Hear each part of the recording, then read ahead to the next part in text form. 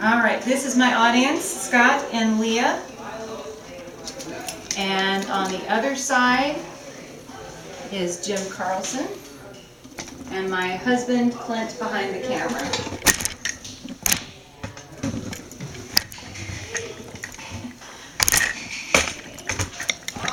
Fear grips me every time I'm in a position where I realize my feet are not firmly planted on the ground by more than the height of a ladder. My stomach really lurches, and while my sight tells me otherwise, my fingers start to tingle and tell me, you are going to fall. I didn't have any problem with heights as a child. I even went to the Sears Tower in Chicago, Illinois, my hometown, leaned my head against the glass, and looked down the front of the building at the sidewalk with no problem. One day, I was sitting on a chairlift, feeling just fine, and the next time I was on a ladder, trying to get to the top of a roof, I was clinging to it as if it were my lifeline. There has been no incident to prompt this problem. And yet it became crystal clear to me exactly how severe this was when I went to Florida with my husband and my sister and her husband on vacation 10 years ago. We went there and visited the Disney World parks, but that was not our first stop. We had originally gone to Tampa to visit one of the beaches, and I had forgotten to put sunscreen on my feet. By the time we were done, my feet were the color of bright red lobsters, and this was my downfall. We went through the parks gingerly because I had not been able to find any shoes that were comfortable other than what my sister had, which were a pair of flip-flops with the flimsiest of straps, so that they wouldn't scrape across my feet and cause excruciating pain. After walking through one of the parks, we came to a particular ride called the Tower of Terror. I was not interested. My feet were sore and uncomfortable and putting my nerves on edge. Scary rides and heights were the last thing that you wanted to put me in, especially at that moment. But my sister said that she needed to go on this ride with me, and I needed to grow up and not be so rigid and not be afraid. I gave in, which was against every instinct in my body. Now, the idea behind the Tower of Terror is based on the Twilight Zone TV series, with the story being that this was once a hotel in the 1930s that had been struck by lightning on a stormy night after 4 guests had entered an elevator with the bellhop. When that lightning struck, that wing of the hotel disappeared with its 5 passengers in it. So through the dark and spooky effects, we were invited by a narrator over a speaker to have a seat in the car, and we would be taken back to that elevator shaft. Already, my fingers are beginning to tingle as I sat with my family in the front row and strapped on the seatbelt. The car moved along a track, jerking as it did so because the track seemed to be rusted. And the setting was one of an abandoned building with furniture covered in dust and cobwebs in every corner. The lights were flickering and dim as if the electricity were having problems. I was cautious and apprehensive, and I was trying to tell myself over and over, it's just a ride, and nothing was going to go wrong.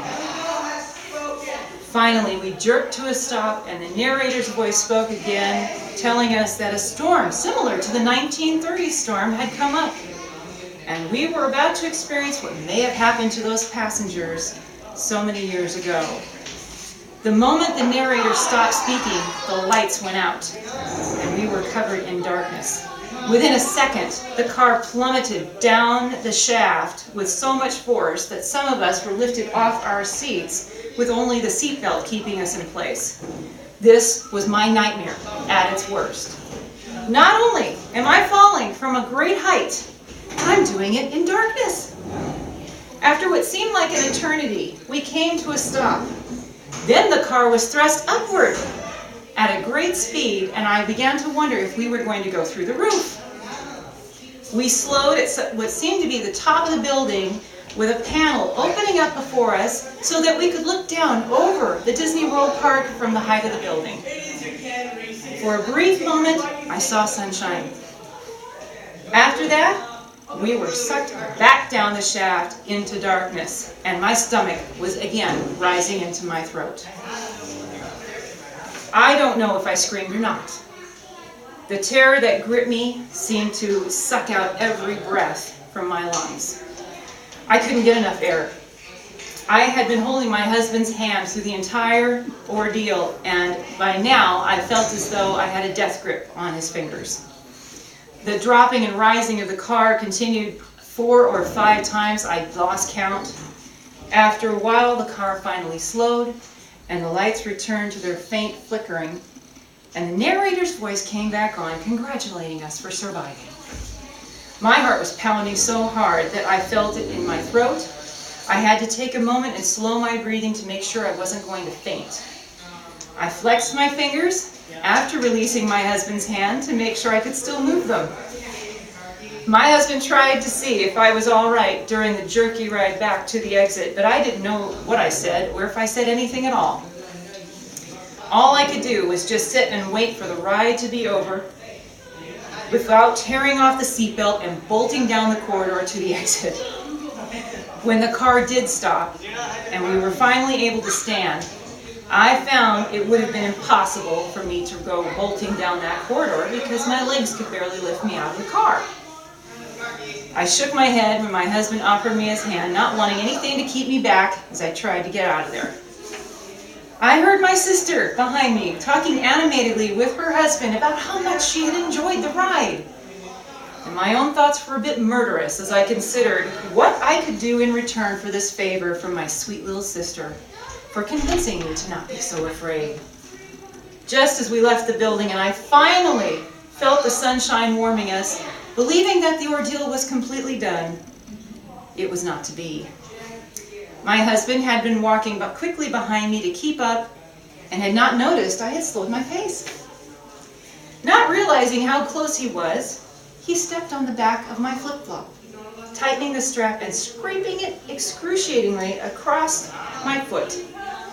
Gone are the thoughts of revenge against my sister, as my mind is filled with this blinding pain. I came to an abrupt halt, and so did my husband as he realized what he had done. I know that a whimper escaped my lips as tears filled my eyes with my resolve to appear normal completely crumbled. There was a bench nearby, and I sat down and said, I'm done. Thank you for listening. Do I need to show everybody?